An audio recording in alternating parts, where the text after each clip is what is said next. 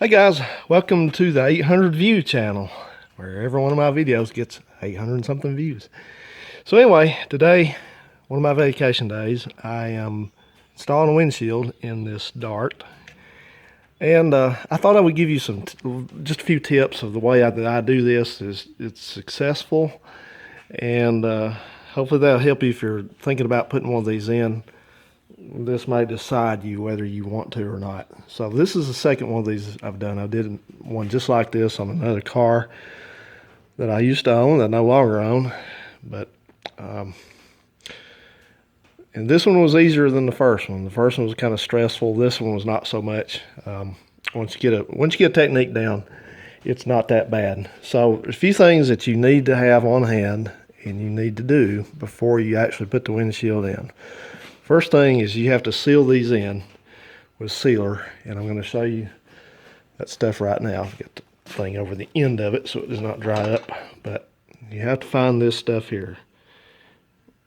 Let's see if we can get a better focus here. It wants to focus on everything but that, huh? Come on, what's the trick here? Anyway, this is 3M Auto Bedding and Glazing Compound, product number 08509, and is specifically for these applications. Putting gasketed windshields in, because this is it, and you have to seal these, especially one of these A-bodies. And I can't speak to another kind of car because this is the only one I've ever put one of these in. But this has a fence, what they call a fence around it, kind of places the gasket around the upper 3/4 of it, I guess you could say, roughly. And then at the bottom, it does not have any fence. It just has a channel, and it has these metal formed retainers, I guess you would say they are. And that's what holds the thing in. So there's not much to it down there. So you have to really seal the heck out of this. And that's exactly as Mopar specifies. So you have the sealer on hand. And this stuff right now is hard to find. I had to drive all over to find one tube of it, and then I ordered the tube off the internet. That finally, I ordered 2 tubes off the internet, and one came and one's back ordered. So it's important that you do not use the wrong material to seal this, because this stuff does not get it doesn't harden up like, these newer vehicles like that truck and the car out there. They use a different product. They use urethane, because those windshields don't have a gasket. They just glued in. And that's what that urethane does. It turns to glue. And when it turns to glue, it gets pretty inflexible. And you can't have that, because these things kind of move around a little bit. As the car moves, when you put it in, you'll notice that the gasket can move and stuff like that. So that's why you want the proper sealer in there. And don't skip it, because I've seen people do that, and they skip the part of it. They just throw it in, and they say, well, it leaks. Well, now you know why it leaks, because you didn't do it the right way. So that's why I'm here. So anyway, you do that, have that sealer on hand, and the sealer goes heavy on the bottom. Even if you think you're too heavy on it, you're not. Just seal the heck out of this thing. Seal it all the way around. You don't have to use as much on the top, but you can see I still threw it in there. So that's the first step. You cement the whole outside of it. You can place a gasket. Now, I had this gasket already. Of course, you have to have a gasket.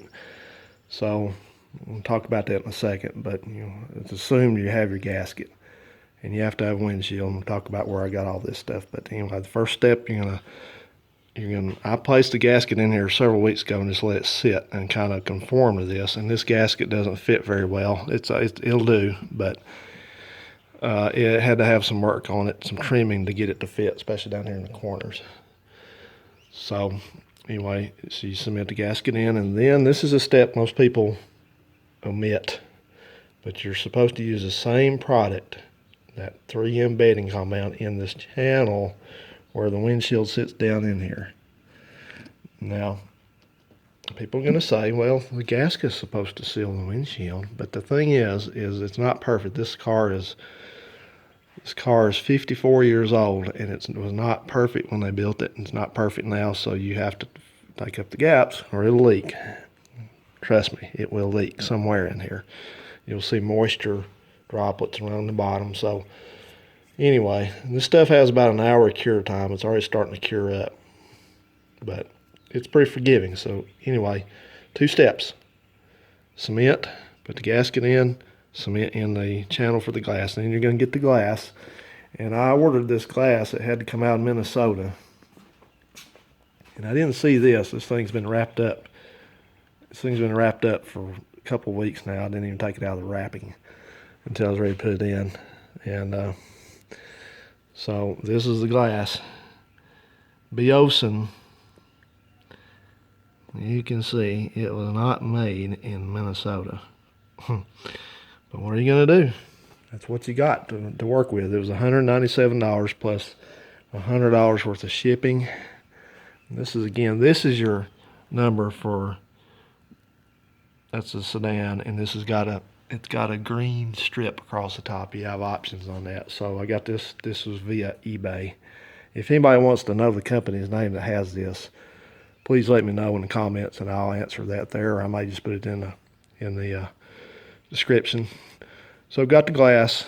You know, if you're using your old glass, that's fine. Doesn't make any difference. But I didn't have any old glass. I had some, but every piece of old glass I've ever seen from one of these cars is either fogged real bad or it's cracked or something. That's the problem with this. That's why one had to come out of here anyways, because it had to be big. Had a somebody shot it and it had a crack through it.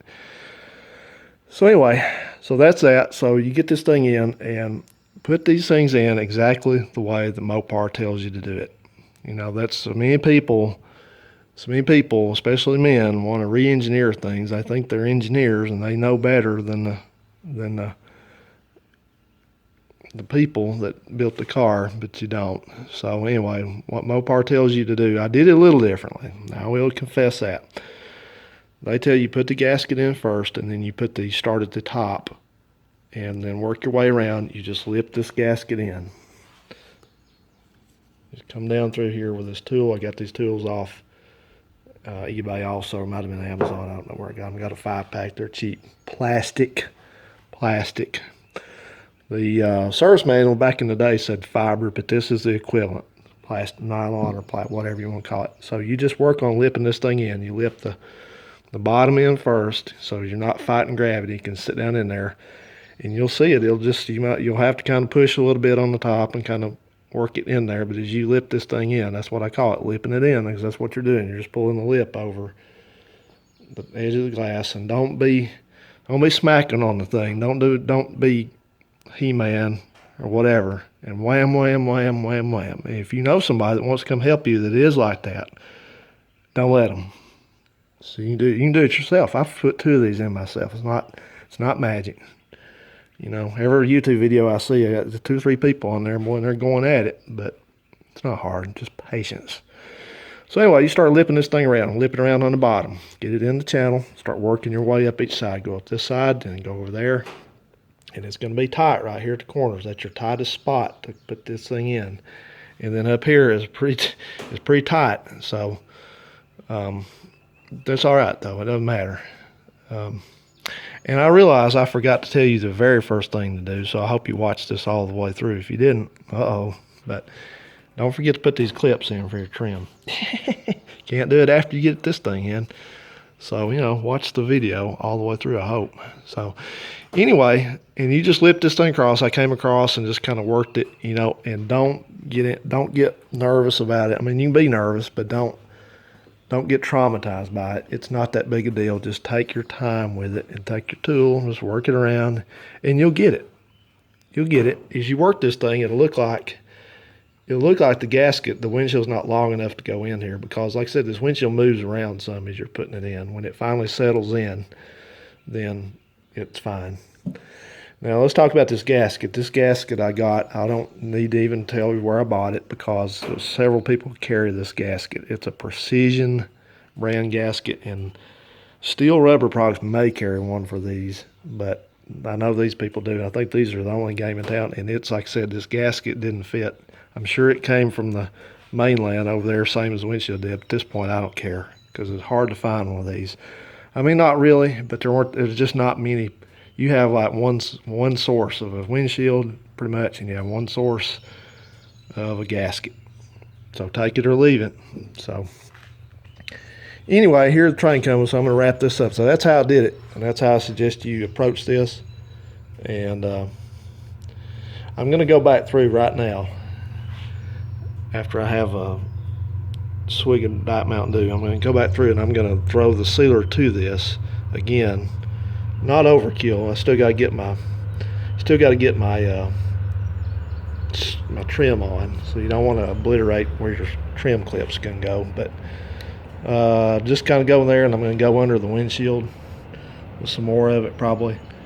And I think I'm going to back this thing out in the sun here in a little bit and get it where this thing would kind of move around a little bit and kind of fall in more into place. But that's how you do it. So anyway, patience, and don't be afraid of it. You know, I kind of put this off because it's not my favorite thing to do. It's like going to the dentist. But, you know, in the end, it wasn't any big deal. So I survived. Anyway, all right, I'm going to go ahead and